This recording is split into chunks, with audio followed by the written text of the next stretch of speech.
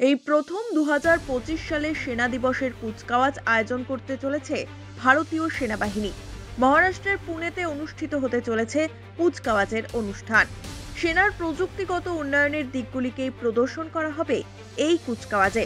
11ই জানুয়ারি এই কুচকাওয়াজের চূড়ান্ত মহড়া উদযাপিত হল বোম্বে ইঞ্জিনিয়ারিং গ্রুপ অ্যান্ড সেন্টারে। ভারতীয় সেনাবাহিনীর এই মহড়াতেই নজর কাড়ল ভারতীয় সেনাবাহিনীর রোবট মিউল, যার প্রযুক্তিগত পরিভাষা কোয়াড্রুপেডাল আনম্যান্ড গ্রাউন্ড ভেহিকলস। এই যন্ত্রটি দেখতে হুবহু চতুষ্পদ প্রাণীর মতো। এটি হাঁটতেও পারে, চলতেও পারে। পাশাপাশি এটির আরও কিছু বিশেষত্ব রয়েছে। 2024 সালের জুন মাসে ভারতীয় সেনাবাহিনীতে আনা হয়েছিল এই রোবোটিক মিউলগুলি। সংকটজনক স্থানে ব্যবহারের জন্য এই মিউলগুলি বানানো হয়েছিল। এগুলি সিঁড়িতে চড়তে পারে, ঢালু পথ বেয়ে দিক নির্দেশ করে নিচেও নামতে পারে। -40 থেকে 55 ডিগ্রি সেলসিয়াস তাপমাত্রাতেও কাজ করতে পারে এই রোবট মিউলগুলি।